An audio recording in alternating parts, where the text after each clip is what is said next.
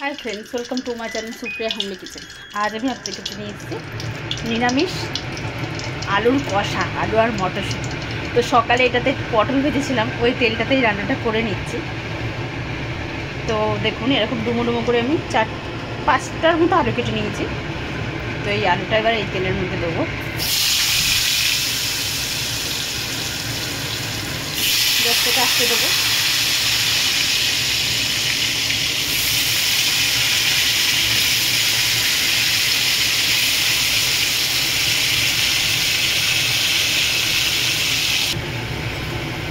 দেখুন বন্ধুরা, আলুটা আমার অনেকটা ভাজা হয়ে গেছে।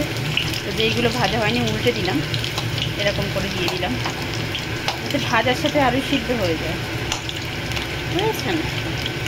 আর এইখানে দেখুন, 2টো টমেটো, 1 ইঞ্চির মতো আদা, আর কয়েকটা কাঁচা লঙ্কা কেটে রেখেছি। তো এর মধ্যে দিয়ে দিলাম,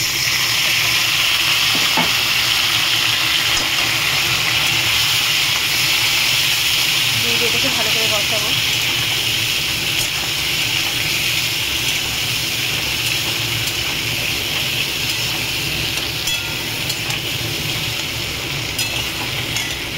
গ্যাসটা একটু করে দেবো। আর এখানে প্রয়োজনে আমি মটরশুঁটি রেখেছি, এটা এবার এর সাথে দিয়ে দেবো।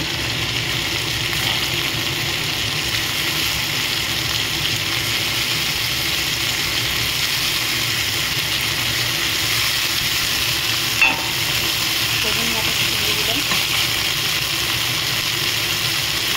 এর সাথে আমি সবগুলোকে নিয়ে দিয়ে দেবো।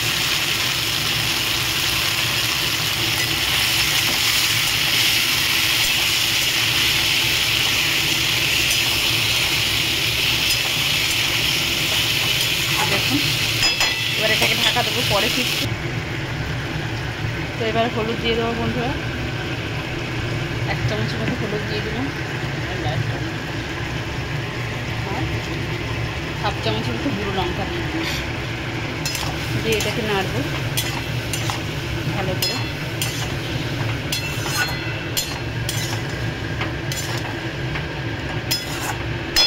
তো এটাকে এবার ধিমে আছে হতে দেবো, আমি পরে ফিরছি। তো বন্ধুরা, এবার স্বাদ মতো চিনি দিয়ে দিলাম।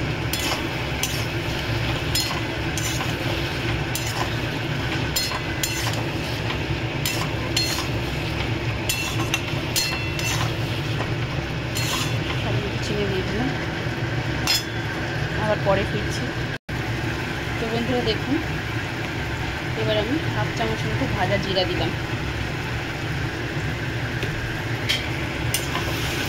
এবার আবার এটাকে নাড়াবো।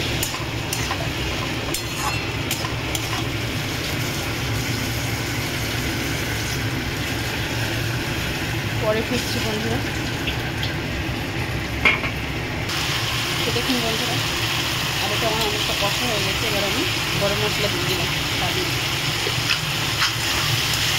গরম মশলা দিয়ে নাড়াচাড়া করবো। একটু ঢাকা 2 মিনিট পরে ফিরছি। 2 মিনিট হয়ে গেছে। তো আমি এখানে কিছু কুচানো ধনিয়া পাতা দিয়ে দিলাম, নেড়ে ছেড়ে ফিরছি। তো বন্ধুরা দেখুন, আমার ড্রাই আলুর কষা পুরো রেডি হয়ে গেছে। তো আপনারা ট্রাই করবেন, ট্রাই করে কমেন্ট সেকশনে কমেন্ট করে জানাবেন আমার রেসিপিটা কেমন লেগেছে। ভালো লাগলে লাইক কমেন্ট শেয়ার করবেন, আর আমার চ্যানেলটা সাবস্ক্রাইব করে দেবেন। ভালো থাকবেন, সুস্থ থাকবেন। থ্যাংক ইউ ফর ওয়াচিং বন্ধুরা, বাই বাই।